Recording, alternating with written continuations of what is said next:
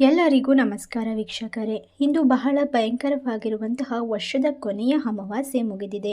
ನಾಳೆ ಡಿಸೆಂಬರ್ 31ನೇ ತಾರೀಕು ಬಹಳ ಭಯಂಕರವಾಗಿರುವಂತಹ ಮಂಗಳವಾರ.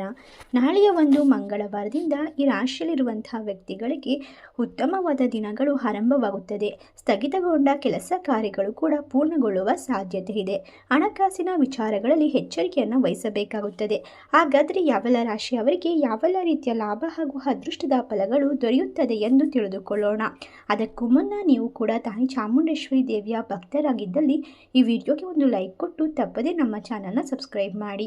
ಹಾಗೆ ಪಕ್ಕದಲ್ಲಿ ಇರುವಂತಹ ಬೆಲ್ ಐಕಾನ್ನ ಪ್ರೆಸ್ ಮಾಡಿ. ಶ್ರೀ ಅಷ್ಟಮಂಗಳ ಜ್ಯೋತಿಷ್ಯ ಪೀಠ ಪಂಡಿತ್ ಶ್ರೀ ಸುದರ್ಶನ್ ಜೋಶಿ. ನಿಮ್ಮ ಜೀವನದ ಸಮಸ್ಯೆಗಳಾದ ವಿದ್ಯಾಭ್ಯಾಸದಲ್ಲಿ ತೊಂದರೆ, ಆರೋಗ್ಯ ಸಮಸ್ಯೆ, ಹಣಕಾಸಿನಲ್ಲಿ ತೊಂದರೆ, ಅತ್ತೆ ಸೊಸೆ ಕಿರಿಕಿರಿ, ಶತ್ರುನಾಶ, ಪ್ರೀತಿಯಲ್ಲಿ ನಂಬಿ ಮೋಸ, ಮಾಟ ಮಂತ್ರದಲ್ಲಿ ತೊಂದರೆ, ಸ್ತ್ರೀ ಪುರುಷ ವಶೀಕರಣ, ಕೋರ್ಟ್ ಕೇಸ್, ಇನ್ನು ನಿಮ್ಮ ಜೀವನದ ಅನೇಕ ಗುಪ್ತ ಸಮಸ್ಯೆಗಳಿಗೆ ಎಲ್ಲಿದೆ ಶಾಶ್ವತ ಪರಿಹಾರ. ಕೇವಲ ಒಂದೇ ದಿನದಲ್ಲಿ ಪರಿಹಾರ ಶತಸಿದ್ಧ.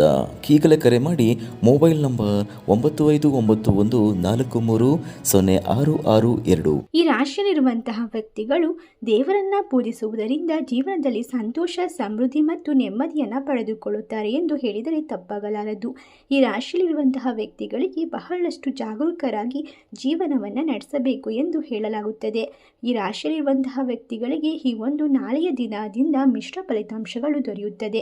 ಮನೆಗೆ ಅತಿಥಿಗಳ ಆಗಮನದ ಸಾಧ್ಯತೆ ಇದ್ದು ಅವಿವಾಹಿತರು ವಿಶೇಷ ವ್ಯಕ್ತಿಯನ್ನು ಭೇಟಿಯಾಗುತ್ತಾರೆ. ವ್ಯವಹಾರದಲ್ಲಿ ಲಾಭಗಳು ಹೆಚ್ಚುತ್ತದೆ. ನೀವು ಕುಟುಂಬದೊಂದಿಗೆ ಪ್ರವಾಸವನ್ನು ಸಹ ಯೋಜಿಸಿಕೊಳ್ಳಬಹುದು. ಆರೋಗ್ಯದ ಬಗ್ಗೆ ನಿರ್ಲಕ್ಷ್ಯನ ವಹಿಸಬೇಡಿ. ಆರೋಗ್ಯಕರ ಜೀವನ ಶೈಲಿಯನ್ನು ಅಳವಡಿಸಿಕೊಳ್ಳುವುದು ಉತ್ತಮವಾಗಿರುತ್ತದೆ. ನಿಮ್ಮ ಸುಖ ಸೌಲಭ್ಯಗಳು ಹೆಚ್ಚಿಗೆ ಆಗುತ್ತವೆ. ನಿಮ್ಮ ಕೌಟುಂಬಿಕ ಜೀವನದಲ್ಲಿ ಕೆಲವೊಂದಿಷ್ಟು ಸಮಸ್ಯೆಗಳು ಬರುವ ಸಾಧ್ಯತೆ ಇದ್ದು ನೀವು ಮಾತುಕತೆಯ ಮೂಲಕ ಬಗೆಹರಿಸಿಕೊಳ್ಳುವುದು ಉತ್ತಮ. ಪೋಷಕರ ಆರೋಗ್ಯದ ಬಗ್ಗೆ ಹೆಚ್ಚು ಗಮನವನ್ನು ಕೊಡಬೇಕು.